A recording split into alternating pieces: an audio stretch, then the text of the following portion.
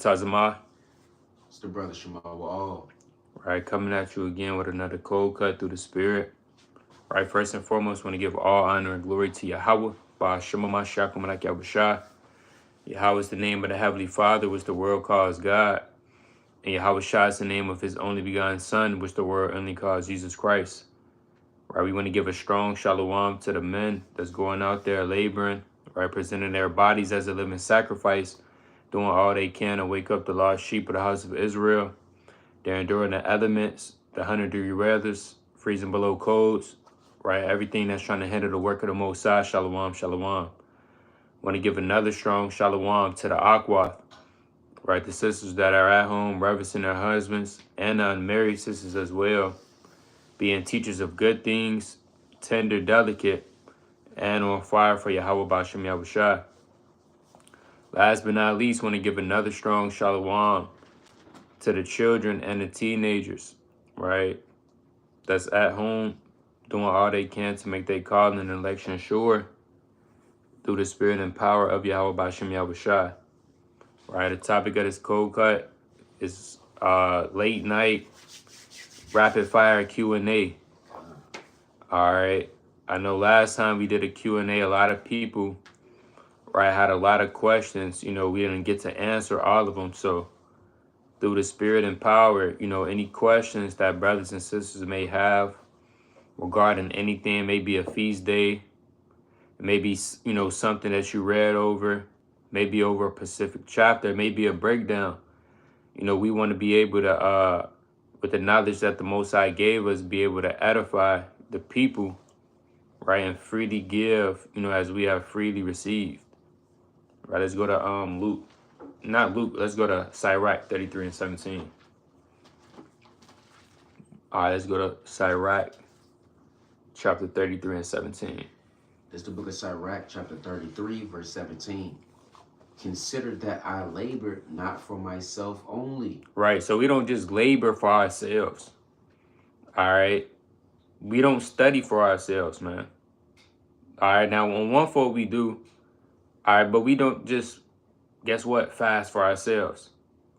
Heap up all of this knowledge, doing what we do just for our own benefit. Read on. But for all them that seek learning. Right, so we do this for the brothers and sisters that seek learning.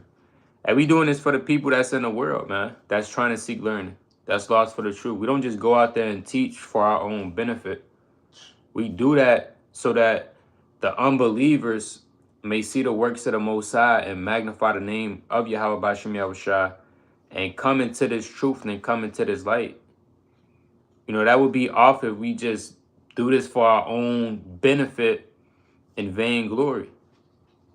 We got whole bookshelves and collections, and this is all, we just keeping our knowledge to ourselves. Yeah, they gonna have to deal with it. You don't know that breakdown? It is what it is. That's off. So read that again. All right, Sirach 33, verse 17. Consider that I labored not for myself only, but for all them that seek learning. See that? All of those that seek learning. And it's a lot of people out here that's seeking questions, answers to their questions, learning what's this, how to do this, how to do that. And we want to be able to provide that for our people and for the nation. Right, so I believe we have one question from Jay. It says, question, why is there two genealogies for Yahushua in Matthew and in Luke? All right, that's a good question. Let's go to it. All right, let's go to Matthew, the first chapter. Right, so the reason why it's two genealogies, because one is the genealogy of Joseph leading up to Christ, well, Jesus Christ, but leading up, going back from Joseph. And one genealogy is Mary's genealogy. Now, you got a lot of brothers, they believe that both genealogies are indeed Yahushua's genealogies. Some brothers, they believe one is the primary lineage and the other is just, you know, the lineage going through specifically every single one all the way back to the sons of Adam. All right, which is not a bad theory, you know, seeing that you'll see that instances sometimes in the Kings. Nevertheless, but when you examine these genealogies, one is Mary's, one is Joseph's. All right, so let's go to Matthew, the first chapter, verse 1 and 1. This is the book of Matthew, chapter 1, verse 1. The book of the generation of Yahushua, the son of David, the son of Abraham. Right. Abraham begat Isaac, and Isaac begat Jacob, and Jacob begat Judas and his brethren. And Judas begat Pharez and Zerah of Thamar.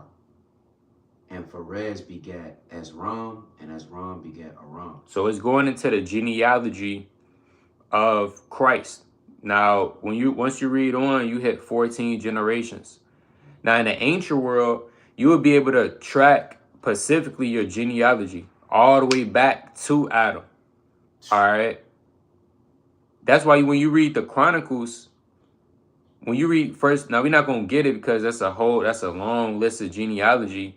But when you read First Chronicles, it literally goes into the genealogy leading all the way back up to Adam. So you could be able to, in the ancient world, you was able to, it was maybe a big, thick book. You could pick it up, see who your father's house is, and literally track your genealogy all the way back to Adam. Now, Jake don't even know who his father is. All right, never met his great grandfather. Only just have a picture of him. Hey, back then, guess what? You say you was a priest? Okay, what's your father's? About to look you up. Yeah, certain Jakes, they was false claiming back then. Yeah, I'm of this house and this stock. But guess what? Everything was in the record. Now it's kind of like, you know, we just don't even know. So jump down to verse number 16. Verse 16. Jacob begat Joseph, the husband of Mary. Right. Of whom was born Yahushua, who is called Christ. See that? So you have Jacob. After Jacob begat Joseph, and Joseph begat Yahushua. So yes, Yahushua, yes, Jesus Christ has a biological father. All right, the Immaculate Conception, guess what? That's not biblical. You need sperm in order to have a child. You need sperm. Name one child on this earth that has not been born of semen. So one genealogy of Christ is going through Joseph. The other is Mary's. Let's go to the book of Luke, 3rd chapter. This is the book of Luke, chapter 3. What you want, verse 24? 23.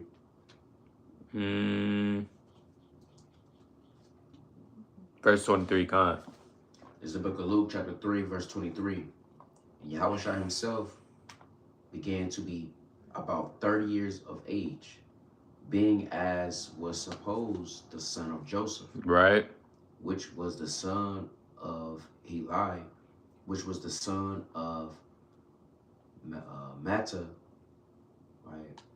Mattah, which was the son of Levi, which was the son of Melchi, which was the son of Jonah, which was the son of Joseph, which was the son of Mattathias, which was the son of Amos. Right, that's it on that. But the point is, once you read down in verse 24, you see that the genealogies is different. All right. The genealogies is different, but again, it all goes back to Adam. Once you read verse 38, because we just read in Matthew, the 1st chapter, right? Jacob begot Joseph. Now, as you read this, it's going into the son of Mattat, which was the son of Levi, which was the son of Melchi, which was the son of Jonah, which was the son of Joseph. And as you read down with these men and you examine his genealogy, it's going into 2 different genealogies, right?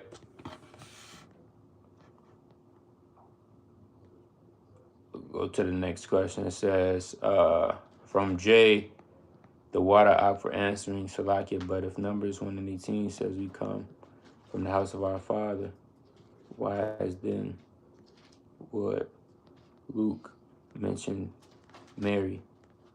Yes, it's still off the father's house. All right. It's still not that, the women is not mentioned. When you read Matthew, the first chapter, you have women like Ruth being mentioned in the genealogy. Let's go to that real quick. Matthew, the first chapter. All right. You have Rahab being mentioned, but it's just going into who was begot. All right. So this is all still, both genealogies is still the father. So let's go to that. It's the book of Matthew, chapter 1, verse 5. And Salmon begat Boaz, right, of Rechab, and Boaz begat Obed of Ruth, Right. and Obed begat Jesse. Right. So when you read this genealogy, you read about women in the genealogy. Now you have Christians, they saying, guess what? Hey, these women, they in the genealogy. I thought it was by the house of the father. Well, guess what? It's always going to be the house of the father. But guess what? Mary's an Israelite as well. Joseph, he's an Israelite. All right. Even on her father's side, she's an Israelite going into that genealogy. All right. Joseph, when you read Matthew, the first chapter, he was an Israelite going into that genealogy. So it's still Yahushua, it's still mentioning Yahushua. All right. Let's go to the next question. It says, from Jay, how can you prove Ruth was an Israelite and not a Moabite? All right, let's go to we didn't get this question in a long time. All right, let's go to Ruth, the first chapter. Well, when you read the book of Ruth, which was a story that took place during the time of the judges, you read about a man who had children, and the children died. One of the sons married one of the women of Moab. He ended up dying. So one of the guys named Boaz, as you read along, had to come purchase that inheritance, raise up seed, and that's what the story of Ruth is about. Nevertheless, Ruth specifically is not an Israelite. All right, everybody knows that. If you don't know that, I haven't heard anybody say that Ruth is an Israelite, but in a long time. But let's go to the book of Ruth, 1 and 4. This the book of Ruth, chapter 1, verse 4. And they took them wives of the women of Moab. Read that again. And they took them wives of the women of Moab. See that? So these men, they took wives of the women of Moab. Guess what? Ruth, she was a woman of Moab. She was a Moabite. All right, jump down to verse 16. Verse 16. And Ruth said, entreat me not to leave thee. Right. Or to return from following after thee. For whither thou goest, I will go. Right. And whither thou launchest, I will launch. Because she was cleaving. When you read this story, Ruth was cleaving onto Naomi. Like a servant. Just cleaving. Wherever you go, I guess what I'm going to go. Read on. Thy people shall be my people. She said what? Thy people shall be my people. So if Ruth was an Israelite, she would never say, guess what? Your people is going to be thy people. Because they are the same stock. They're the same kindred. She would never say, your people is going to be my people. So even Ruth is making a distinction between her people, which is Moab, and Naomi's people, which is the Israelites. Read on. And thy God, my God. She said, hey, guess what? I want your God to be my God as well. Right. Hey, that's what the heathens do. They're gonna cleave. All right, let's go to get one more. That's pretty plain. Let's go to Ruth 2 and 4. This is the book of Ruth, chapter 2, verse 4. And behold, Boaz came from Bethlehem and said unto the reapers, the Lord be with you. And they answered him, the Lord bless thee. Right. And then said Boaz unto his servant that was set over the reapers, whose damsel is this? Right. And the servant that was set over the reapers answered and said, it is the Moabitish damsel that came back with Naomi out of the country of Moab. So he said, hey, who is this woman that's, who is this woman over here? He's inquiring of her where the reapers were. All right. Guess what? They said this is a Moabitish woman of Moab, out of the country of Moab. So when you examine that Moabitish, that's going into, maybe Ruth, her father was a Moabite, and she had an Israelite mom. We don't know. But her father was a Moabite. All right. Her father was a Moabite. Could her mom have been an Israelite? Maybe so. All right. We'll have to dive deeper into that. Nevertheless, that's playing upon tables. That's showing you, guess what? Ruth is not an Israelite. Read that part again. Verse 6. And the servant that was set over the reapers answered and said, it is the Moabitish damsel that came back with Naomi out of the country of Moab. So she's, guess what? She's a Moabitish. All right. She's a Moabitish. Even when you read Leviticus, the 24th chapter, you read this. Let's go to that. Leviticus chapter 24. You read about the Israelitish woman. This is the book of Leviticus, chapter 24, verse 10. Verse 10. And the son of an Israelitish woman. Right. Whose father was an Egyptian. Whose what? Whose father was an Egyptian. So you see that Israelitish, when you see that ish on the end of something, you got to kind of examine that. You can't say, well, yeah, that's Israelitish. I never seen this before, but yeah, she's still an Israelite. No. Because you hear about Israelite, you just hear straight Israelite. You don't hear about anything else. No suffixes added, prefixes.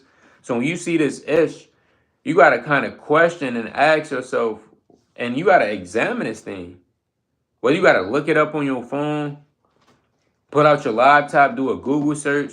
You can't just go into the blue letter. You can't just read this and, keep on reading like it's just nothing happened. So it says an Israelitish woman who's what? Whose father was an Egyptian. Right. Went out among the children of Israel. And this son of the Israelitish woman and a man of Israel strolled together in the camp. So guess what? She was an Israelitish woman.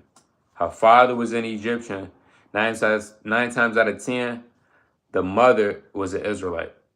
But guess what? Your seed line is determined through your father. So you are what your father is. All right. So indeed, guess what? Ruth, she's not an Israelite. Now, we're not just going to disqualify her. She was definitely a virtuous woman, like the scriptures say. She was respectable. She had respect. Like we said, she was virtuous.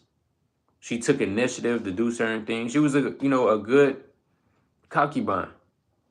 All right. She was a very good concubine. So that's pretty much it on that. Next question.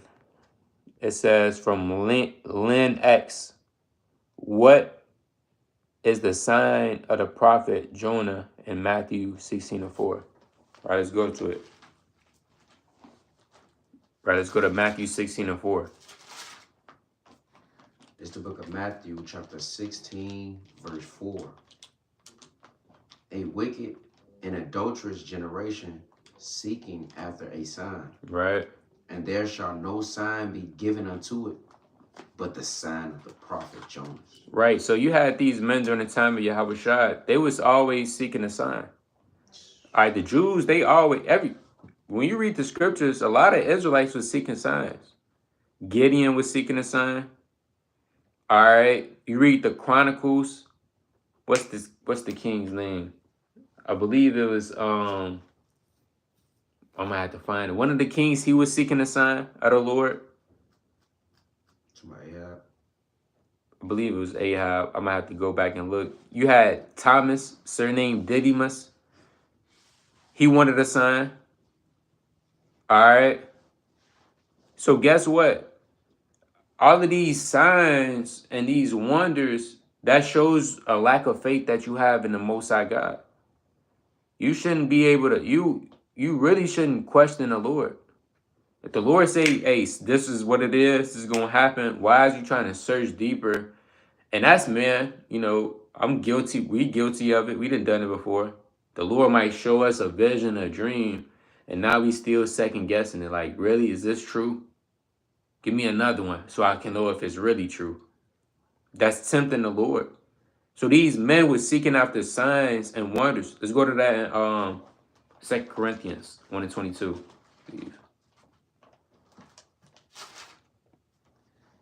This is the book of 2 Corinthians chapter 1, verse 22. Who have also sealed us and given the earnest of the Spirit in our hearts. It's like your 1 Corinthians. Yeah. That's what I'm pretty sure. 1 Corinthians chapter 1, verse 22. For the Jews require a sign. Right. And the Greeks seek after wisdom. Read that again. For the Jews require a sign, and the Greeks seek after wisdom. So guess what? Hey, the Jews, they require a sign. That's madness. What do you need a sign for? So when you go back to, let's go back to Matthew chapter 16 and 4. Okay. All right. So Yahushua said, guess what? This adulterous generation seeketh after a sign. And there shall no sign be given unto it, but the sign of the prophet Jonas. Now, that's the whole point of what Yahushua was saying. Because when Jonah the prophet, when he was going to those Ninevites and telling them to repent, for Nineveh is finna be destroyed, did Jonah give a sign? Did Jonah kind of throw his staff out and it shape shift into a snake? And that was the sign? Did Jonah call upon the Most High and the Most High turned the moon red? No, the sign of the prophet Jonas is the men that's out there on the highways and byways teaching this gospel. Because if you don't get it from the men out there on the highways and byways, you're not going to believe a sign. What makes you think you're going to believe a sign and you don't even get it from the men that's out there on the highways and byways? And if you ask me personally, the hardest way to come into the truth is on the highways and byways. Why? Because you getting straight directly from the servants of the Lord. You getting you an Israelite, you need to repent, da-da-da-da-da. Now, the different, but you could kind of come in the truth on YouTube. You be doing your own thing, come across a video. You might know somebody, mutual friends, stay Israelites. All right. I mean, there's so many different ways, but if you could come into the truth off the highways and byways, hey, you a true believer in the Most High God. A lot of brothers you take a lot of brothers, let them walk past the service of the Lord in the world. They gonna keep doing what they do. How they hat cocked back to the side. Yeah, all right, for sure. Love. And peel off. Doing the damn fist bumps. The Most High is not dealing with that. Eve standing there. All right. Getting on her phone. Yeah, I hear you. All right. It's cold. Let's go. And peel off. Guess what? The Lord not dealing with that. So the only sign, Jonah didn't give a sign. That's the whole point. Jonah literally told them to repent. Nineveh is going to be destroyed. Let's get that in Jonah. Right? Get that in the book of Jonah. Chapter 3 and 1.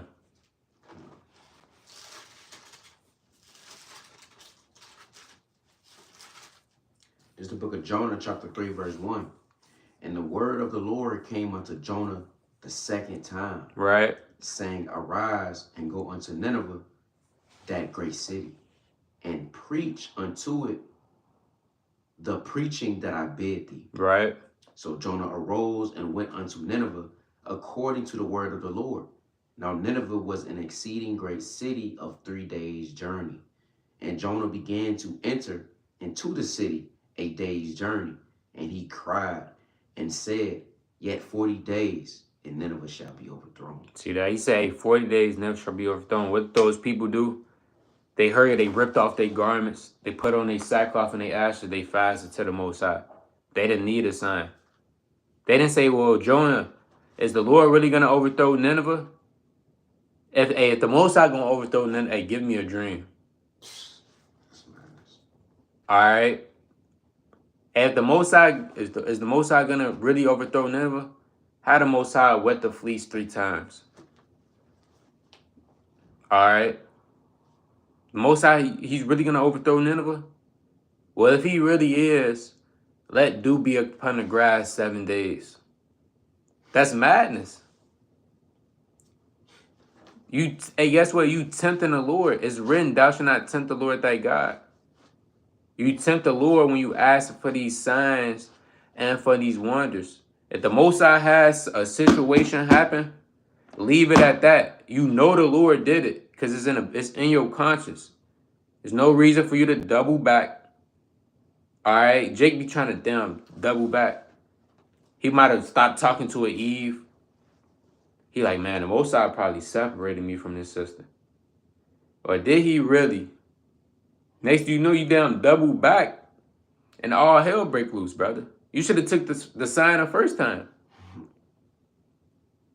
So that's the sign of the prophet Jonah that you read about in Matthew chapter 16 and 4. All right, let's go to the next question. If Deuteronomy 7 and 3 says we are not supposed to marry another nation, why is she able to marry an Israelite and Moses married an Ethiopian? Right, let's go to Deuteronomy 7 and 1. All right, let's go to Deuteronomy chapter 7 and 1. Let's break this down. Now, according to the Bible, it's different. You could, I'm gonna say this. According to the Bible, under certain circumstances, you could marry as what you call a concubine or a heathen woman. Under certain circumstances. You have, Deuteronomy, the 21st chapter, when you go to war and you find amongst the women of captives. All right, you might go to war, you spoil this city of the Ammonites. And you see amongst the Ammonites a beautiful, comely woman of the Ammonites. You might want to take her as a wife. All right, boom, you can have him like that. Or an Ethiopian or an Elamite or an Ishmaelite. But it's specific nations that the Most High said at all, do not marry, do not give your sons and your daughters to them, vice versa. Let's go to Deuteronomy 7 and 1. This is the book of Deuteronomy, chapter 7, verse 1. When the Lord thy God shall bring thee into the land whither thou goest to possess it, right, and hath cast out many nations before thee, the Hittites, the Girgashites, and the Amorites, and the Canaanites, right, and the Perizzites, and the Hivites, and the Jebusites, 7 nations greater and mightier than thou. Right. So you have the 7 Canaanitish nations that the Most High drove out before the land that was mightier than the children of Israel. Read on. Verse 2. And when the Lord thy God shall deliver them before thee, thou shalt smite them and utterly destroy them. Right. Thou shalt make no covenant with them, nor shew mercy unto them. Right. Neither shalt thou make marriages with them. Thy daughter thou shalt not give unto his son. Right. Nor his daughter shalt thou take unto thy son. Now, technically, you cannot marry none of these 7 Canaanitish nations. It don't, as you read this, it don't say the Ammonites, it don't say the Ishmaelites, etc. That's because you have certain circumstances again to where you could take a woman out of captives. Or you might have an Israelite woman, but your woman is barren. But your wife may have a concubine. And your wife may say, well, go into my Ishmaelite concubine so I could bear a child. Just like Sarah did with Abraham. Hagar wasn't an Israelite. But guess what? Abraham still went into Hagar because Sarah was barren and old. So you have different circumstances to where you could deal with a heathen. Now, we're not encouraging nobody to deal with. We encourage people as of 2025, no heathens at all. All right, now you can say, well, hold on. Hey, guess what? The Lord said in Deuteronomy 7:1, that's only the 7 Canaanite nations. Well, guess what, brother? Your mind is bad. And you're only dealing with heathens because of lust. Because you can't love an Edomite. How? You gonna love an Edomite? How? You gonna love a damn, what? You gonna love a Japhite? Come on, brother. Really? It's lust. Jake see that blonde hair and blue eyes and his mind get all bad, man. So that's all it is lust. Let's go to Deuteronomy 21:13. So let's show you an instance to where you could possibly, in the ancient world, have a heathen woman, which would be considered a concubine. This is the book of Deuteronomy, chapter 21, verse 13. And she shall put the raiment. Start at verse 10. Okay, God. When thou goest forth to war against thy enemies, and the Lord thy God hath delivered them into thine hands. Right. And thou hast taken them captive. Right. And seest among the captives a beautiful woman. Right. You see amongst this captives a beautiful woman that other nations were doing. And has a desire unto her, that thou wouldest have her to thy wife. Right. Then thou shalt bring her home to thine house, and she shall shave her head and pare her nails. Meaning she has to go through this purification process because, hey, this woman she been through a lot. She seen father get smutted to death. All right. She seen all hell break loose. So she seen a lot. She gotta take some time off. Read on. And she shall put the raiment of her captivity from off her, and shall remain in thine house. Right. And bewail her father and her mother a full month. And after that thou shalt go in unto her, and be her husband, and she shall be thy wife. See that? So this would be your wife, but she would be considered a concubine. Let's go to First Kings 11:1. So you have the Israelite women, the women of your own nation. Those are sisters. Those sisters are referred to as princesses. Now you have the heathens. They're referred to as the concubines, which all a concubine is just a lesser wife. That's literally the definition. All right, so bring that out. 1 Kings chapter 11, verse 3. Come. Verse 3. And he had 700 wives, princesses, and 300 concubines. So it's given a distinction between King Solomon. Now, in total, he had 1,000 wives. But it's given a distinction between a concubine and the princesses. Who was the princesses? Guess what? Those was the women of his own nation. But the concubines that King Solomon had was the women of the other nations. That's why when you read at the beginning, King Solomon loved many strange women. Let's start at verse 1. Verse 1. But King Solomon loved many strange women, together with the daughter of Pharaoh. Right. Women of the Moabites. He loved the Moabites. Ammonites. Right. Edomites. See that? Zidonians. And Hittites. Of the nations concerning which the Lord said unto the children of Israel, ye shall not go into them, neither shall they come in unto you. See, so King Solomon, he was going off. He was erring. And that's what caused the northern kingdom and southern kingdom to split. Because really, Chiefly, you want to take a wife of the seed of thy fathers. Let's go to that in Sirach, chapter 26 and 13. Right? We encourage brothers and sisters to take a wife of thy own kindred. And we encourage brothers to get you a wife of the seed of thy fathers. All right? Why? Because it's going to cause less confusion. It's not going to be any madness. It's righteous. So let's read that. You want verse 19? Come on, Sirach 26 and 19. Come on. Sirach chapter 26, verse 19. My son, keep the flower of thine age sound, and give not thy strength to strangers. Right. When thou hast gotten a fruitful possession through all the field, sow it with thine own seed, trusting in the goodness of thy stock. Right. So thy race, which thou leavest, shall be magnified, having the confidence of their good descent. So because you want to have that strong, thoroughbred Israelite, whether he's from the tribe of Issachar, Zebulun, Judah, Gad, Reuben, etc. Because you don't want to have that holy seed mingled and mixed.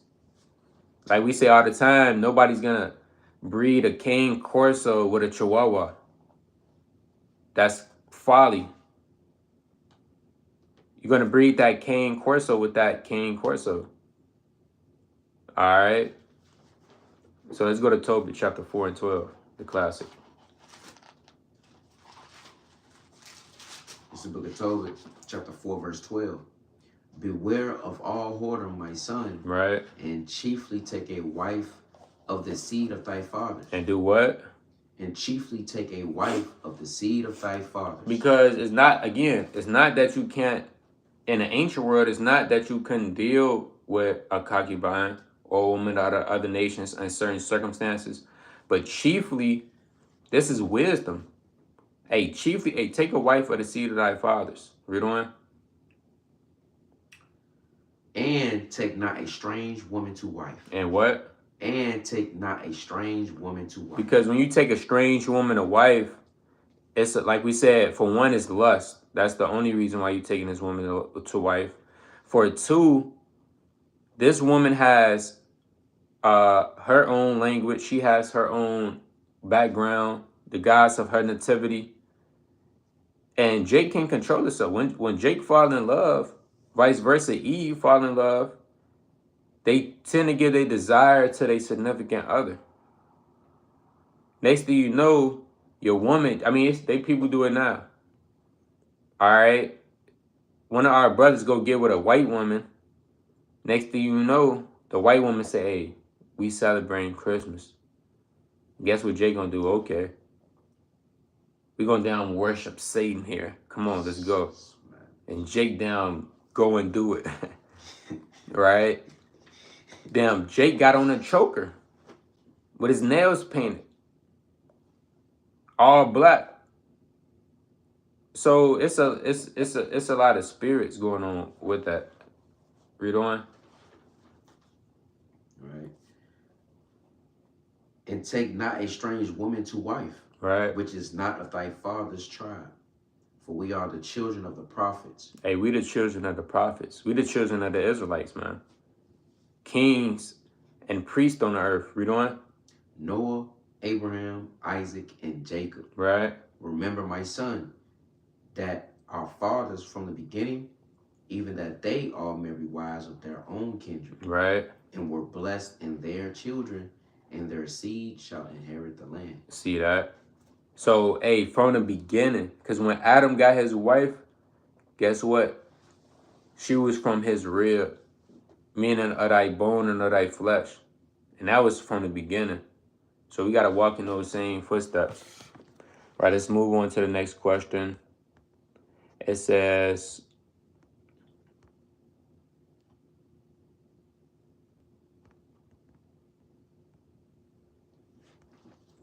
from Lynn X, is Yahushua speaking of reincarnation in Matthew 16 and 28? If not, Why does he say some standing here right now shall not die before they see the Son of Man coming in his kingdom? Let's go to Matthew 16 and 28. This is the book of Matthew, chapter 16, verse 28. Verily I say unto you, there be some standing here which shall not taste of death, Right, till they see the Son of Man coming in his kingdom. right. Right, that's it on that. So when you read this in Matthew the 16th chapter, right, and Yahushua was going into the various things that could happen, that was really going to happen leading up, to his crucifixion, and giving them wisdom and advice on how they should operate. All right, Yahushua was saying, hey, what is profit if a man gain the whole world and lose his own soul? So what this is talking about, you're going to have certain men that are not going to die. Yes, we said it. Certain men on the earth, they are not going to die. Now, when I say that, I'm not talking about a man that was born in the 1900s and he going to live 100+ years leading up to the second coming of the Lord. You might have a child that's born in 20. Let's say we still here. You might have a child that's born in the year 2030, and that child is gonna grow up, leading up past going through all of these prophecies, leading up to the second coming of Yahushua, not going to die and get saved out of America. You might have a brother that was born in 2005. He's gonna endure all of these sore pains, endure the great tribulation, leading up to the second coming of Christ, and then he's going to be redeemed. So certain people, Esau says, yeah, everybody's going to die. No, guess what? Everybody's not going to die. Esau don't know when the Lord is coming back. So who are you to say somebody's going to die or not? Everybody can. Guess what? Enoch didn't die. Where's the account of Enoch in the book of Genesis, the 5th chapter, giving up the ghost? And he buried him in the scepters of his fathers. It's not in there. Where's the account of Elijah dying? Guess what? It's not in there. Where's the account of Melchizedek dying? Guess what? It's not in there. So you have certain men which have not died previously, and you have certain men after that is not going to die. Let's go to 2nd Esdras, chapter 5 and 3.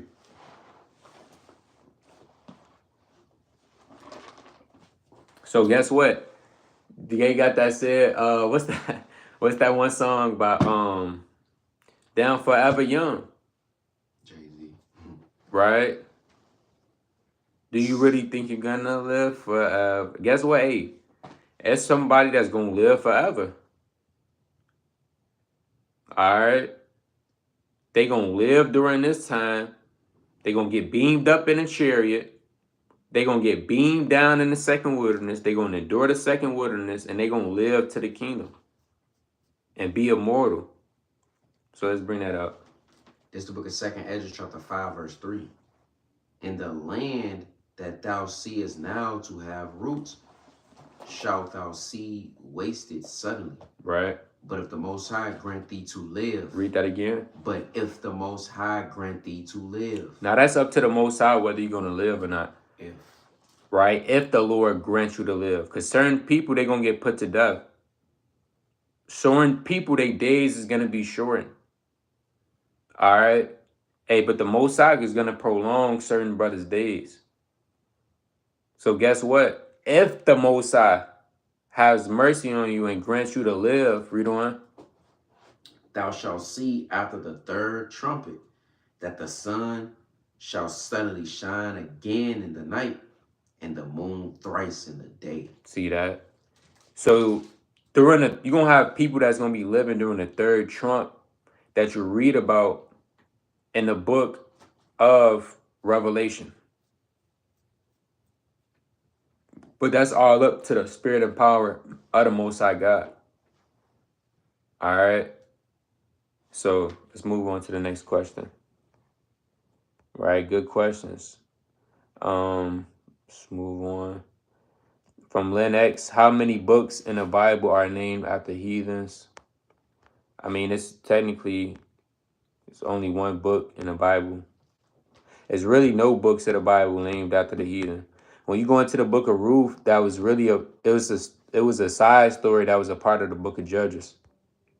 Right? So the book of Ruth is technically a part of the book of Judges. So if we want to be technical, is really no such, it wouldn't be Ruth, it would just be Judges, because it was that time period. But to answer your question straightforward, you only have Ruth.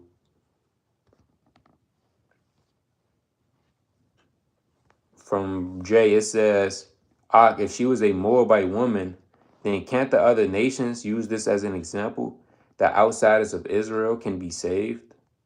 Well, absolutely not. Because where in the Bible does it say Ruth is going to be saved?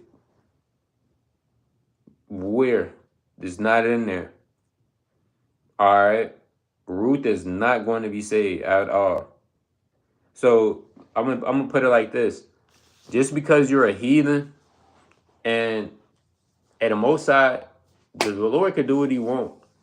Yes, like we said, yes, Ruth was a Moabite, but she was only a part of the inheritance that Boaz purchased. All right, nothing more, nothing less. She's not going to get salvation.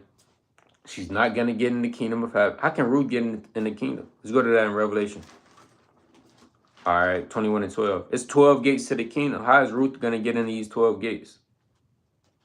This is the book of Revelation, chapter 21, verse 12. And had a wall great and high, and had 12 gates. Right.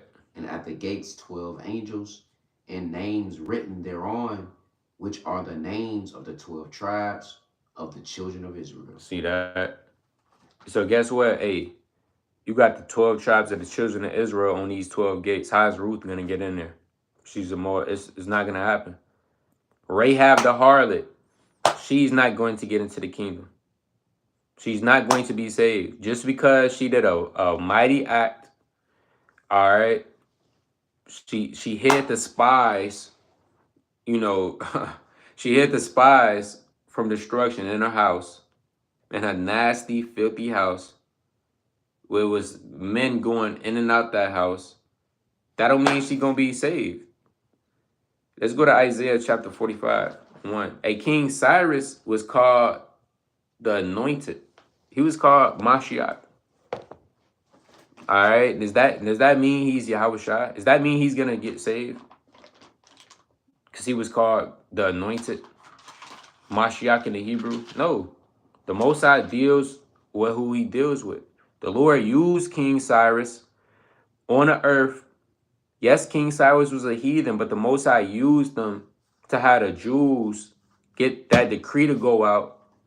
In 539, that decree to go out and how the Jews go back and build the temple up. That doesn't mean, it's not King Cyrus. He let the Jews come back and build the temple. Yeah, you could get saved too, Cyrus. Come on. You helped us build. No. So, All right, let's bring that out. Yes. Isaiah chapter 45, verse 1. Thus saith the Lord to his anointed. It says what? Thus saith the Lord to his anointed. Right. To Cyrus. To who? To Cyrus. See that? Certain brothers, they read this. They say, hold on. To his anointed, to Cyrus. Maybe Cyrus is Yahushua. No, what are you talking about? Your understanding of this, if you think that the understanding of the scriptures is mad, I mean, that's just off. Right, let's go to Isaiah 44 and 28.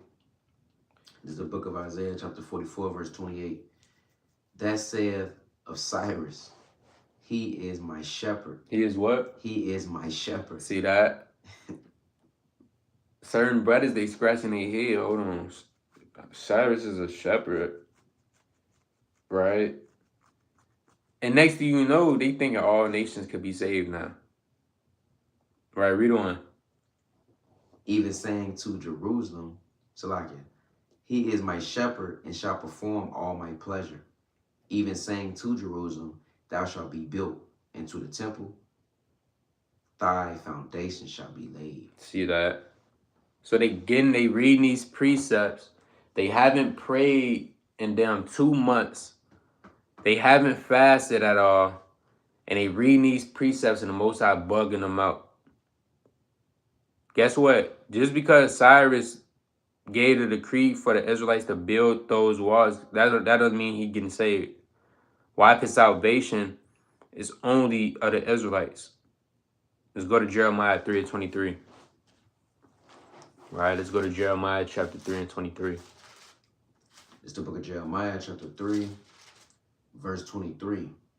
Truly in vain is salvation hoped for from the hills and from the multitude of mountains. Right. Truly in the Lord our God is the salvation of Israel. See that? So the salvation is only of Israel. It's vain for the hills and the mountains to hope for salvation. The hills and the mountains represents the other nations, right? And the other multitudes of people. So it's vain for them to hope that they're going to get saved, because salvation is only of the Israelites. That's John 4 and 22, salvation. For we know what we worship, salvation is of the Jews. Right? So, Lord willing, to answer your question. Right, next question. It says, if the book of Jubilees is mentioned in the scriptures, then why don't we reconsider it as part of the scriptures? It's the book of Jubilees. I believe you're talking about the book of Jasher, right? I think you're talking about the book of the Jasher. Right, now you have different books mentioned in the scriptures, right? Let's go to 2 Samuel, chapter 1.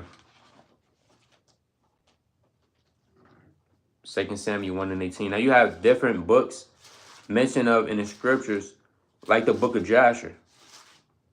But it's certain books we don't have record of in our hands, and to have these books canonized and say, guess what? Yeah, these are a part of the scriptures. Certain of these books that's mentioned in the Bible, we don't even have access to. So it's a lot of books in the Bible, or I should say books of prophets, but that we don't have access to. Right, let's bring that out. This is the book of 2 Samuel, chapter 1, verse 18. Also, he bade them teach the children of Judah the use of the bow. Behold, it is written in the book of Jasher. It says what? Behold, it is written in the book of Jasher. See that? So you got to be careful too, because you might read that. Oh snap, it's written in the book of Jasher. Next thing you know, I got to read the book of Jasher now. You want to be careful, because the book of Jasher that you have right now is pure madness, and it goes against the scriptures. It hasn't been canonized, none of that. Somebody, Esau, came up with something and smacked it on the table.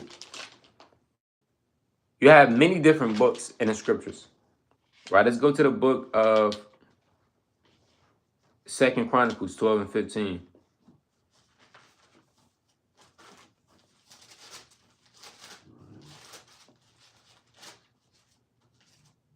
It's the book of 2 Chronicles, chapter 12, verse 15. Now the acts of Rehoboam, first and last, are they not written in the book of Shemaiah the prophet? Right. Why don't we have a book of Shemaiah the prophet? Where is that book at? Why they not talking about those books? Hey, you guys are phone? You want to look up the book of Shemaiah the prophet? Hey, maybe Esau. See, we guarantee you Esau got the book of Shemaiah the prophet. All right. Now, if he don't have this book, we would be surprised. But 9 times out of 10, Esau then made up something and then came out with the book. But these are ancient books of ancient prophets. Gad the seer has his own book. Nathan the prophet.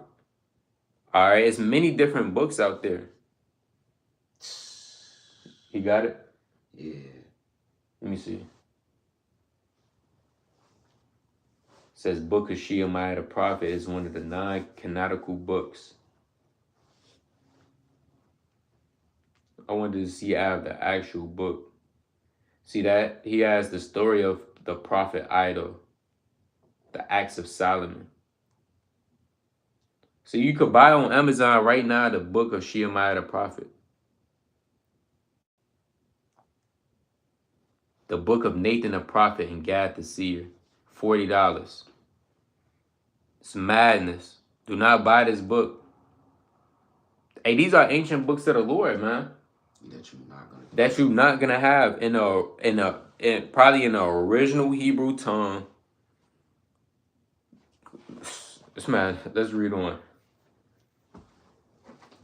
Right. Now the acts of Rehoboam, first and last, are they not written in the book of Shemaiah the prophet, and of Iddo the seer concerning genealogies? And there were wars between Rehoboam and Jeroboam continually. See that? All right, let's go to Numbers 21 and 14.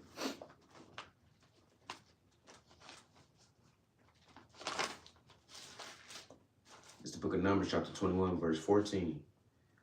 Wherefore it is said in the book of the wars of the Lord, right, what he did in the Red Sea and in the brooks of Arnon. See that? So you have a whole book. You have the book of the wars of the Lord. Where is that book at? Guess what? It's not. We don't have it. It's a whole book. You think the wars of the Lord is mentioned all in here?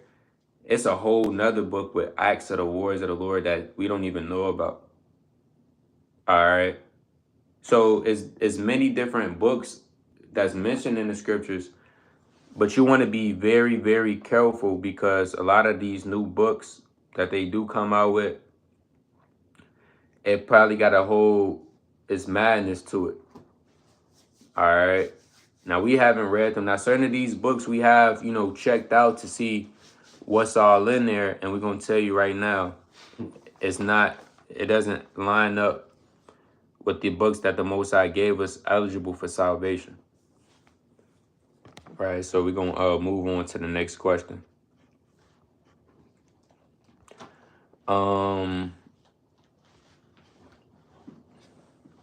Said Enoch is mentioned too. Salakia Akim for the many questions. But if Yahushua is not Yahweh, why didn't Isaiah 96 call Yahushua Mighty God and Everlasting Father?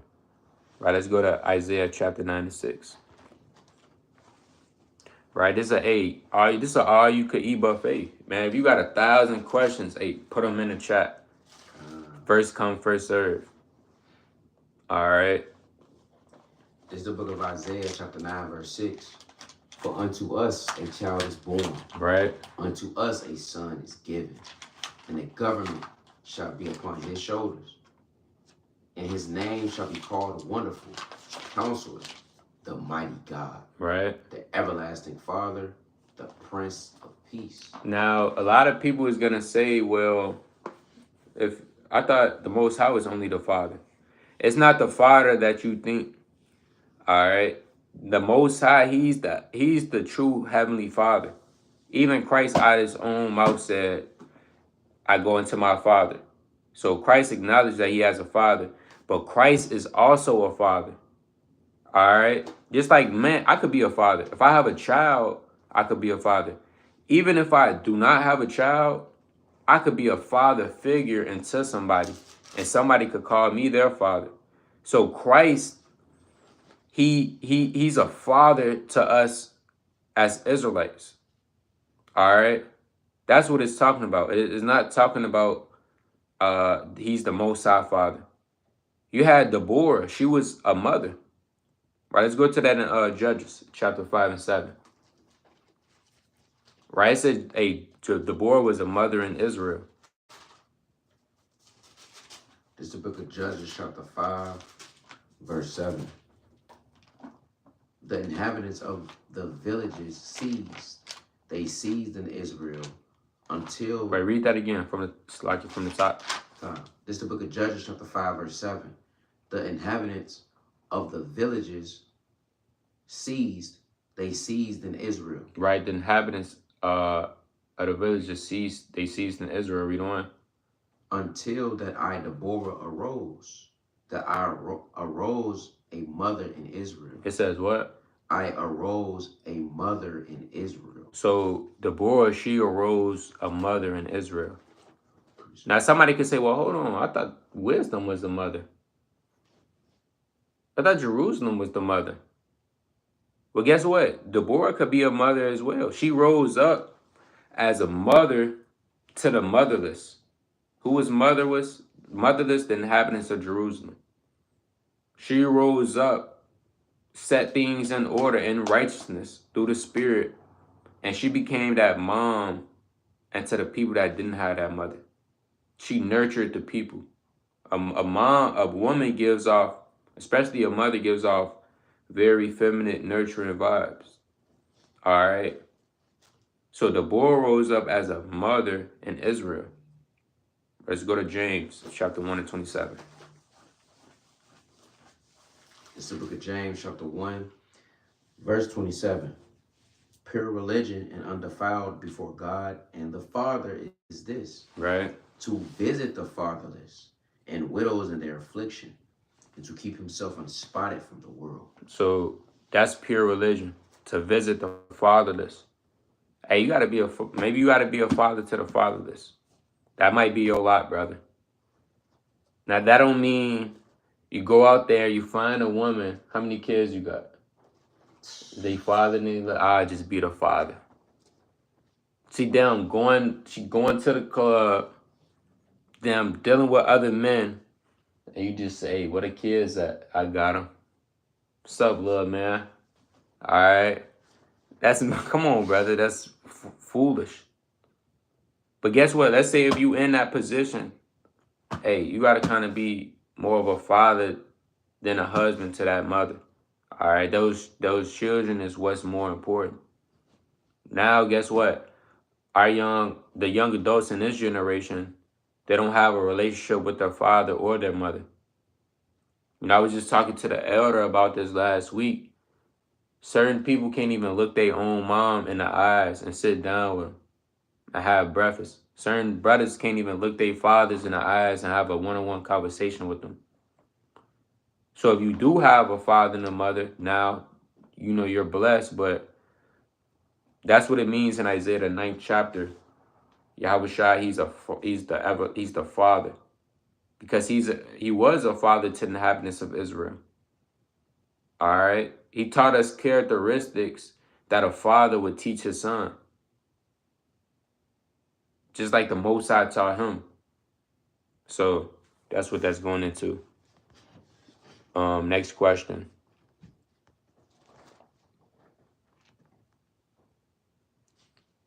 From Jay, is a concubine considered a wife? Technically, it's a wife, but it's a lesser wife. From Lennox X, what's the difference between a concubine and a wife? Same question, same answer. From Nigel Blends, in several places in second address to the word, let's say, the word mother, is this referring to the land of Jerusalem? I'm not sure what verse, I believe he might be talking about second Esdras chapter 2.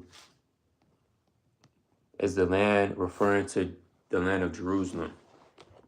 I believe you're talking about second Esdras, the second chapter. You talking about just verse 1 on down? Con. Yeah, I mean, he is talking about second Esdras 2. Con, let's go to that. All right, it's the book of second Esdras chapter 2, verse 1. Thus saith the Lord, I brought this people out of bondage, and I gave them my commandments by my servants the prophets, whom they would not hear, but despise my counsels. Right. The mother that bare them said unto them, go your way, ye children, for I am a widow and forsaken. Right. So this mother that it's talking about, it is talking about the land of Jerusalem. All right, let's go to the book of Baruch, chapter 4 and 6. Right. You read second Esdras, the 10th chapter. You go into that mother is going into the nation of Israel. that was crying for her son. You know, Ezra seen a vision of this woman that was crying. All of that was in representation of Israel. All right, and how that land, because it's saying Galatians 4:26, Jerusalem is free, which is above is free, which is the mother of us all. So that's the motherland right there. And you know, a mother that's barren, she's gonna be sad and crying. We haven't been in the land in almost, man, we haven't been in the land in a long time. So our mom misses. Imagine you go away, you might go to the military. Well, Jake in the world go to the military. Jake get locked up 20, 30 years. Finally come home. His mom in tears because she haven't seen her child. Us as a people, we haven't been in our homeland for over hundreds of years. And our mom, which is Jerusalem on one fold, is sad because she hasn't seen her children. So let's bring that out. Baruch chapter 4, verse 6. Ye were sold to the nations, Right. not for your destruction, but because ye moved God to wrath, ye were delivered unto the enemies. Right. For ye provoked him that made you by sacrificing unto devils, and not to God. Ye have forgotten the everlasting God that brought you up, and ye have grieved Jerusalem that nourished you. You have what? Ye have grieved Jerusalem that nourished you. See that? And that's what a woman does. She nourishes you. That's what a mother does. Hey, that land was very, that was a healthy land. It was a land flowing of milk and honey. All right. The vegetation was good in that land. You know, that was a beautiful land that the Most High gave us. So that's what that's going into. Good question. Slakia.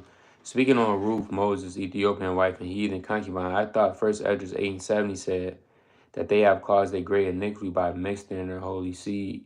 And Nehemiah 13:23. Right, let's go to that. 1 Esdras 8:70.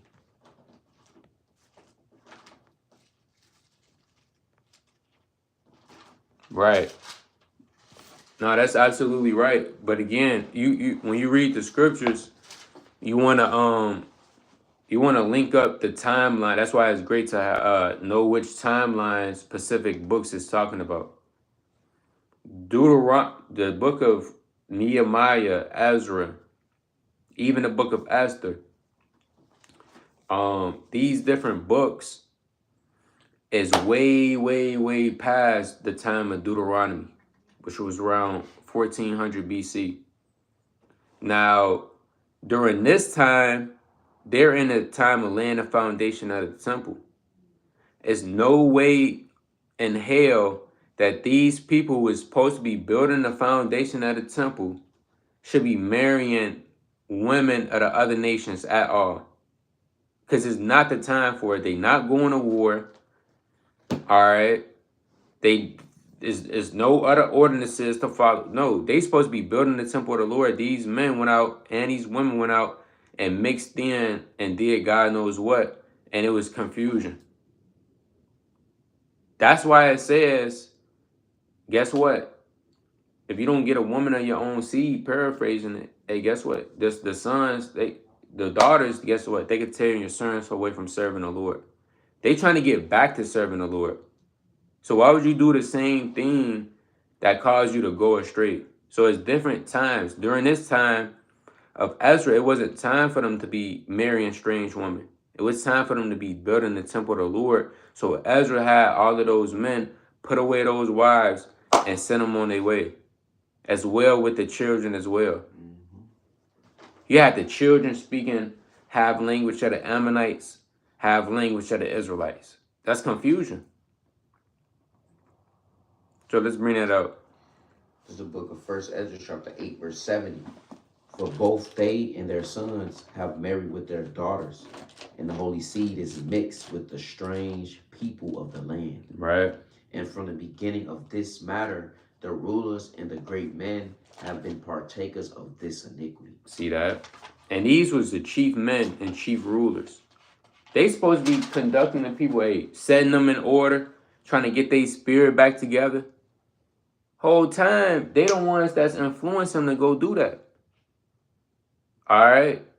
Hey, go hop fat. All right? That's off, man. Talking about go hop fat. Read that. Go hop down. Lust. That's what Jake said. Hey, go hop down. All right. Read on. And as soon as I had heard these things, I rent my clothes and the holy garment, and pulled off the hair from off my head and beard, and sat me down, sad and very heavy. See that? So Ezra, he was like, man, what the hell? We finna go backsliding again. Right? Let's go to the book of Nehemiah 13 and 24. Or start at verse 23. Right? So Nehemiah got on these people about doing this as well. Right? This is the book of Nehemiah, chapter 13. And you said 23? Verse 23. In those days also saw I Jews that had married wives of Ashdod, of Ammon, and of Moab. Mm-hmm. And their children spake half in the speech of Ashdod, and could not speak in the Jews' language, Right. but according to the language of each people. And I contended with them, and cursed them, and smote certain of them, and plucked off their hair, and made them swear by God, saying, Ye shall not give your daughters unto their sons, nor take their daughters unto your sons, or for yourselves. See that? So actually read on in that. There's more on that. Verse 26. Did not Solomon, king of Israel, sin by these things? Yet among many nations was there no king like him, who was beloved of his God. See that? And Solomon was mighty. So if Solomon went off and he was wise in all his wisdom, how much more for you that's trying to build the temple? You still in captivity. It's not like you're not in captivity. You in captivity underneath the Persian and Medes. So that's what that was about. It wasn't time for them to be doing that under the circumstances. It was time for them to build and lay the foundation of the temple. All right, and get themselves back up there while they in the land of their captivities. Because you had the law of the Persian and Medes, which altereth not. Like, guess what? Hey, in our captivity, you could serve your own. You could serve your guy. You got a guy you want to serve? Okay, you could serve him. All right, that was the law of the Persian and Medes, which altereth not. So that's what that's going into.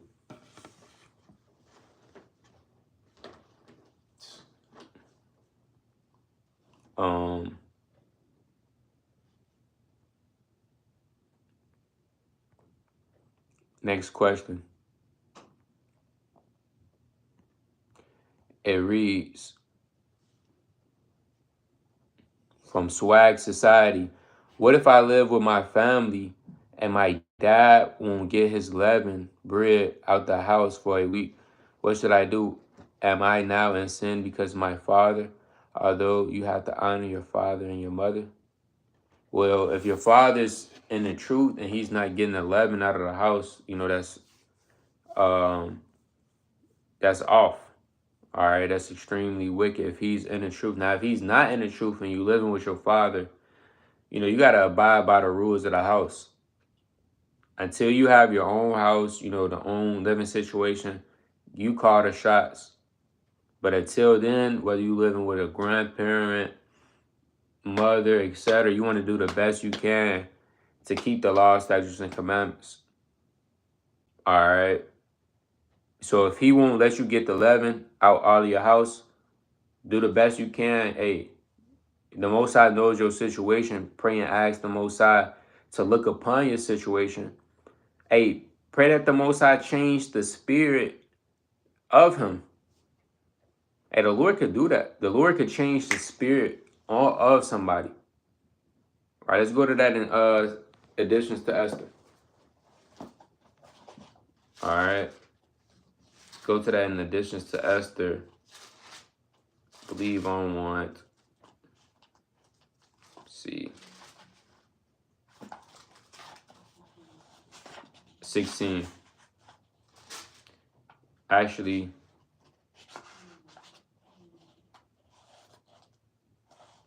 additions to Esther 15 and verse 4. All right, this is editions of Esther chapter 15, verse 4. And the other followed, bearing up her train. Right. She was ready through the perfection of her beauty, and her countenance was cheerful and very amiable.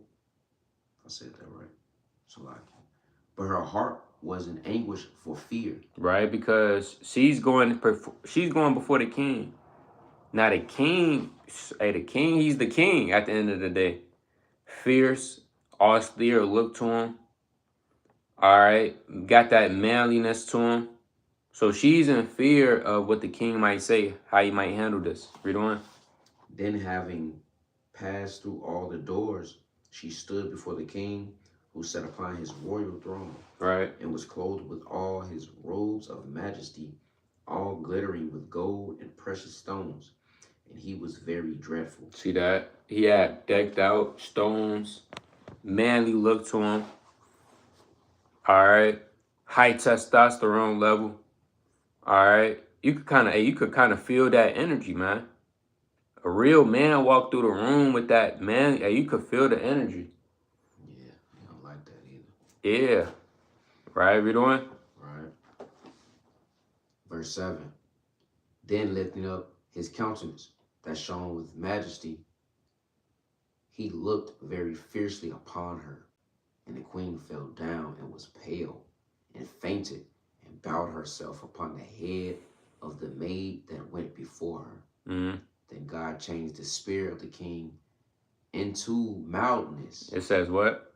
Then God changed the spirit of the king into mildness. See that? So the king looked angry. He was fearful. Had that look whole time. The Most High changed his spirit like that. Then he asked, hey, what's the matter, Esther? So the Most High could change the spirit of your father. He might be getting on you now. I'm not getting that out. Then you've been praying. You've been fasting to the Most High. Then you ask him again. And then he said, okay, you could go ahead and get all the leaven out the house. So definitely pray, fast on it. But if not, you want to do the best you can to get all of your leaven out of the house. Maybe that's the things that you bought, the stuff that's in your room, etc. So I was in that situation.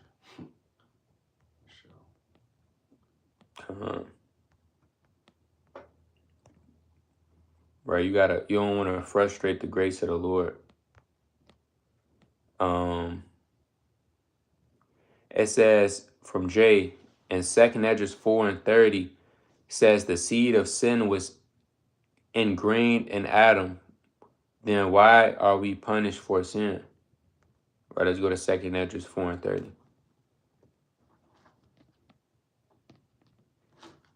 See that? The brother on fire with the questions. This is the book of 2 Esdras chapter 4, verse 30.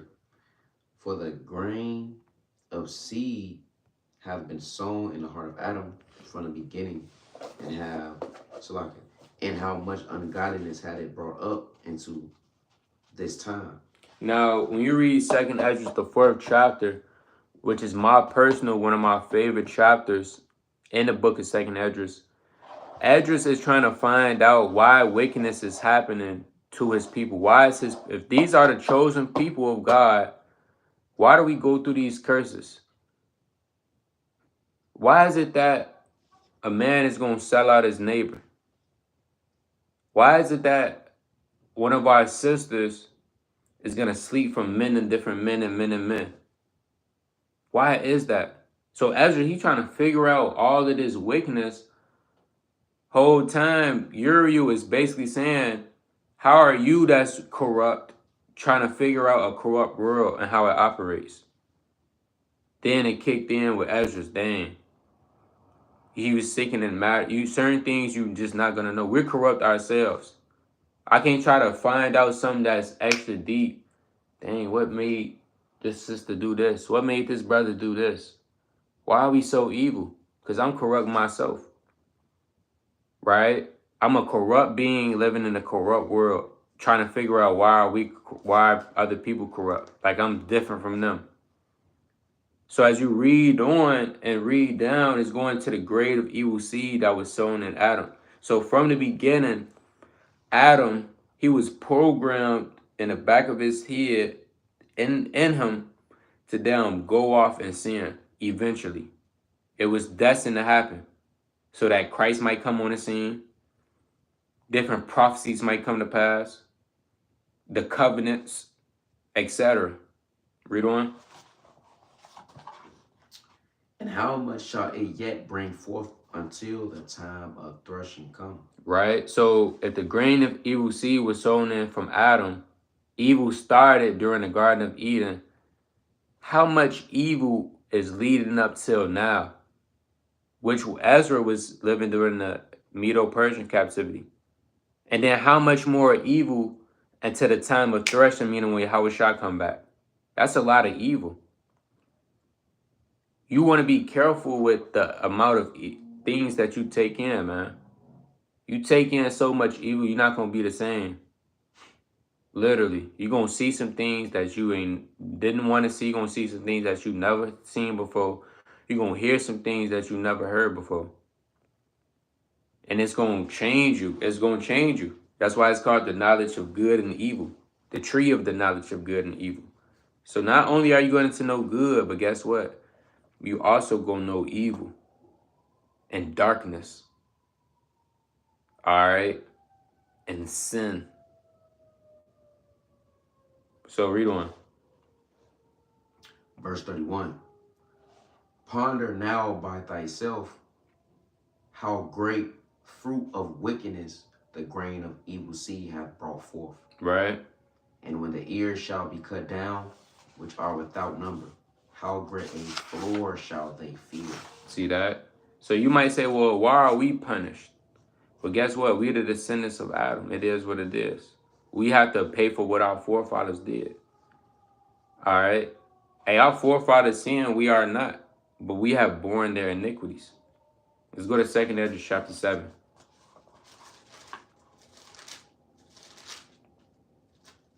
And 46. This is the book of 2 Ezra chapter 7, verse 46. I answered then and said, this is my first and last saying, that it had been better not to have given the earth unto Adam, or else, when it was given him, to have restrained him from sinning. So now Ezra's, we don't blame Ezra's. All right. Hey, he on fire. He kind of on fire, but it's not. You don't want to. It is what it is. It's one of those. It is what it is. Ezra said, "Hey, man, it's better. The Most High should have down there and gave it to me. All right. Or if I could go back in a damn time machine, hey, I would have stopped Adam from sinning. Right? I would have just intervened. That's Jake. Yeah, man. Jake got that, man, I wish I could go back and do this. So the stress that Ezra was, I mean, you putting stress on yourself. You seeking matters that's too hard, that's too high for thee. Next thing you know, you're going to take on all of those levels of stress, and it's going to shorten your days. Certain thing, it is what it is. You got to just, it's going to hurt, but you got to let it be. That's how Jake is, man. I got a precept too. Gone. That's how, just like it. That's how Jake is. Man, hey, if I was doing the time of eating, yeah, Eve would have never ate that. Not on my watch. But guess what, brother? It is what it is. You got it. On another photo too, I'm gonna go to it, but I'm gonna bring this out. I'm gonna go to second Ezra after this, second Ezra 3:20, because we know that, you know, in the beginning, obviously Adam knew the commandments, and so he had the fruits of the spirit, and when you operate in the fruits of the spirit, there's no law, right? If we got his here, So this Galatians chapter 5 and verse 22. But the fruit of the Spirit is love, joy, peace, long suffering, gentleness, right? Goodness, faith, meekness, temperance. Against such there is no law. So Adam was a perfect man, right? But like the brother was saying, he had an evil seed within him that was destined for him to go off, right? And then when you go to 2nd Esdras 3 and 20, right, which my favorite precept, it says, right, and yet tookest thou not away from them a wicked heart, that thy law might bring forth fruit in them. So, say for instance, what if he didn't go off? What would it be the whole purpose of the law? The law wouldn't be, I'm not just speaking as a man, but the law wouldn't be as perfect. Like, I mean, there wouldn't be no point. I mean, how great it would be if Adam went off, when Adam went off, right? I'm saying it like this. Adam went off, so now we have a chance to a greater kingdom than it was back then. You know? So if he didn't go off, what would we search after? Like, there will be no profit for us to even so-called, keep the law, if we got ears to hear. So the fruit bring forth law. So us going off, knowing that we're a wicked seed, right? Our flesh, that tree of life is what heals us, right? If you got ears to hear for that. Khan, that's a mighty point, because who would have ever thought it was going to be a better place than the Garden of Eden?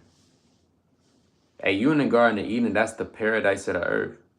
But guess what? Whole time, the Most High had a greater place, better than the Garden of Eden, which is the kingdom of heaven in the world to come, when Yahweh Shai is going to be reigning forever and ever.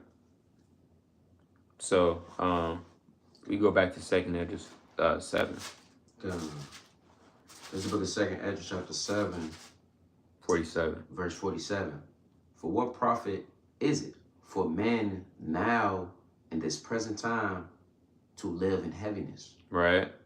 And after death to look for punishment. Read on.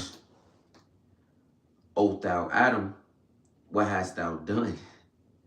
For though it was thou that sinned, thou art not fallen alone, but we all that come of thee. Right. So that also lets you know that the decision that you make could always affect others around you. Did Adam know that the decision that he made was gonna affect all of mankind? No. But guess what? He did it. And that's the same thing with us. The decisions I make as a man is gonna affect this brother. It's gonna affect the brothers in the next room. It might affect other brothers. So the decisions that you do make could definitely affect others around you. And it's unfortunate, but that's how the Most High has these things set up. So Adam went off. We gotta deal with it. Hey, we sinned. Adam not the only one that sinned. You know. From Swag Society, will there be poor Israelites in the kingdom, since they are at least in the kingdom? What does a lesser Israelite status look like in the kingdom? Right, let's go to Matthew 5:19. That's a good question. Now, we will say this. You're going to have Israelites not necessarily poor, but you're going to have Israelites that's not going to have what other Israelites are going to have. You're going to have an Israelite that's going to have 10 cities. You're going to have another Israelite that's going to be less in the kingdom. He's not going to have no cities at all. And he's going to have to deal with it. You might have a brother that's going to have 500 camels, all right, 200 she-asses, and many talents of gold. But this brother who was least in the kingdom, because he was teaching men to not keep one of these least commandments, guess what? He's not gonna have anything. He might have one camel. All right, and it is what it is. So it's not gonna be how Esau's society is, where you're gonna have Edomites in their own kingdom begging with a sign talking about, can you give me $50? All right, get 50 cents. Right? You want your cornbread? None of that. So the Most High is not gonna have his people just down bad, dirty, and stinking. But guess what? You're not gonna have certain things. You're not gonna have certain privileges as other Israelites is gonna have. So let's bring it up. This is the book of Matthew, chapter 5, verse 18. Verily I say unto you, till heaven and earth pass, one jot. 19. Verse 19. Whosoever therefore shall break one of these least commandments, right, and shall teach men so, he shall be called the least in the kingdom of heaven. Right. But whosoever shall do and teach them, the same shall be called great in the kingdom of heaven. See that? You're going to have people that's called great, people that's going to call least. You're going to have people that's going to have more than certain people. Let's go to Revelation chapter 22 and 12. So whatever work that you put in, that's what you're going to get rewarded. Just like when you read the parable of Luke, the 19th chapter, you read about the man, the Yahushua gave each of these men talents and told them to build upon it. Now, guess what? Certain of these men, one of them flipped that into 10, the other flipped it into 5, and one of them kept it laid up in a napkin. That's their reward right there. So let's bring that out. Revelation chapter 22, verse 12. And behold, I come quickly, and my reward is with me. Right. To give every man according as his work shall be. So you're going to be rewarded according to your works. So whatever you put in this truth, that's what you're going to get. Certain men are going to be officers, generals, captains. Guess what? The man that wasn't putting in work on his side, you think the Most High going to make him a captain and a general in the world to come? No. He's going to be regular Israelite with 2 she asses and a turtle dove. Happy. Yeah, happy. So, it is what it is. Next question.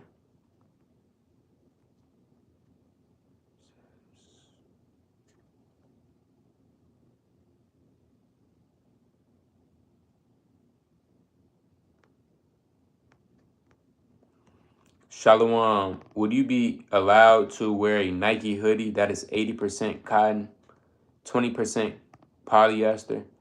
Every hoodie that they make is like that. From Aaron Q-Man. Well, you want to, let's go to Deuteronomy chapter 22.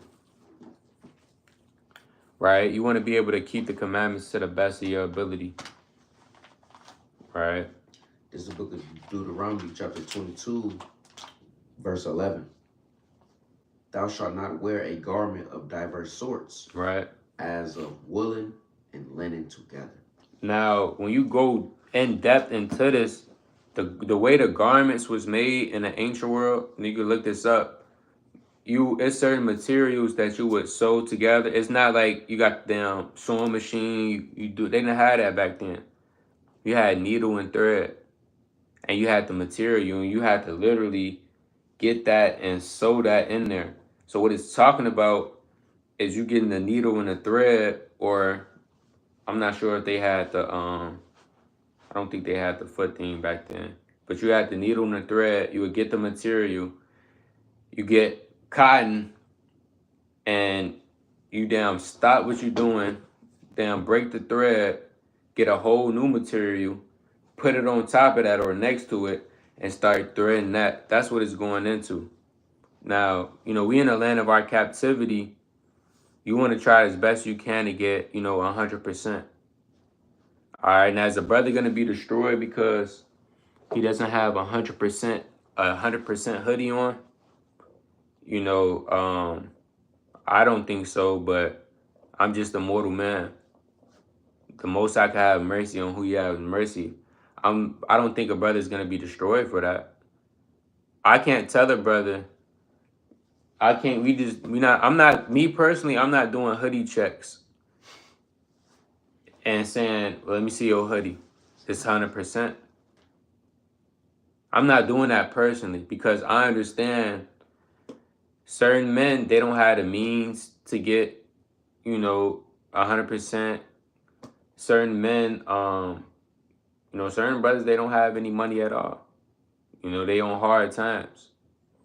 I think it's better things to focus on first, like being circumcised of the heart. And then, you kind of get in this thing. Then you start getting the fringes 100%, the clothes, etc. But I wouldn't, I can't say a brother will be destroyed for that. But that is a commandment. It's written in the law. You have to do that to the best of your ability. So, go to the next question.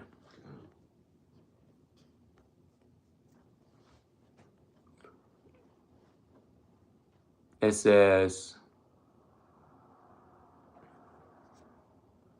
Jay, when John was in prison, from Jay, when John was in prison, did he doubt or his faith wavered in Yahushua? Matthew 11:3. That's a good question. Let's go to that. It's the book of Matthew, chapter 11, and verse 3. And he said unto him, art thou he that should... I'm going to start at verse 2. Now when John had heard in the prison the works of Christ, he sent 2 of his disciples. Right. And said unto him, art thou he that should come, or do we look for another? So John sent these disciples to say, are you he that should come? Because it was Old Testament prophecies written that the Messiah is going to come. All right. Now you got to think about it. John the Baptist, he doesn't know that he's Elijah the prophet back on the earth. All he knew was he had the Most High sent him to do something. It was in his spirit to go into the wilderness, to preach repentance, to preach of him that was come. He didn't know, John the Baptist didn't know that he specifically was Elijah the prophet and he was going to restore the children back to the fathers before Christ came. So he's saying, hey, he's in prison. A prisoner put a spirit on you, man. You down, blocked up. Are you behind bars? It's dark. It'll put a spirit on you. It's dark, walls is gray. It was worse back then too. This in the ancient world. See that? So he's saying, is this the Messiah who you look for, or is this another one to come? Let's read that again. Right. And said unto him, art thou he that should come, or do we look for another? Right.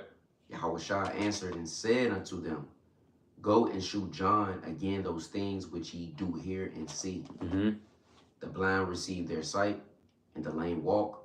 The lepers are cleansed, and the deaf hear. Right. The dead are raised up, and the poor have the gospel preached to them. And blessed is he whosoever shall not be offended in me. Right. God. That's it. That's it on that. Though. Con. So, like we said earlier, the Jews require of a sign. All right.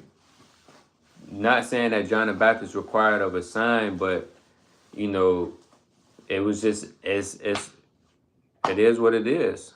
The flesh. It's the flesh. John was in the flesh, just like the rest of us. The flesh kicked in. Man, it's this. I'm hearing all of these mighty works. Is this finally Yahushua? All right, do we seek another to come? Sometimes the flesh should take over the spirit, and how you be in the spirit, whether that's lack of faith. Like Job was a mighty man. Yet Job, he wanted to wish himself to death. He said, cursed be the day where I was born. Why? Because the flesh took over due to the situation that he was in.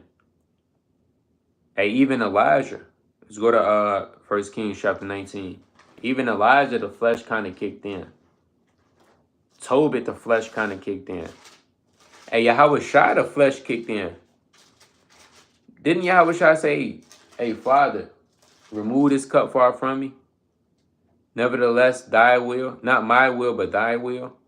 So even the flesh in Yahweh Shai kind of kicked in. So it's this fleshly body which warreth against the soul. These two are contrary one to another. Right? So let's bring that up. This is the book of 1 Kings chapter 19, verse 10. Start at verse 4. Verse 4. But he himself went a day's journey into the wilderness and came and sat down under a juniper tree. And he requested for himself that he might die. Right. And said, it is enough. Now, O Yahweh, take away my life, for I am not better than my fathers. See that? So Elijah the prophet, he had a moment, hey, I want to die right now. I don't even feel like being alive. And you might feel like that sometimes. Man, I want to just, Lord, take me out. All right. What am I doing? I don't even deserve to be here. You thinking about the sins of the past. You might be going through it. You might be being afflicted. You might have lost everything. You might have lost your children, your woman. She committed adultery on you. All right. And you just, man, I just want to die. Guess what? Do you really want to die? No, the flesh just kind of, took over through the spirit and power. So, that definitely was, just the flesh. We pretty sure John the Baptist wasn't doubting the Most High or his son, right? But with that, I want to give all honor and glory to Yahweh by Shema Mashiach Malak Yahushua. Lord willing, this was edifying. Any questions that we didn't get a chance to answer, say those questions. In the future, we will do another Q&A, and you could feel free to ask any question that didn't get answered. All right. But again, with that, giving all honor and glory to Yahweh by Shema Mashiach Malak Yahushua. Right, Brother Tazamah. Brother Shema all. All right. With that, we're going to say Shabbat Shalom.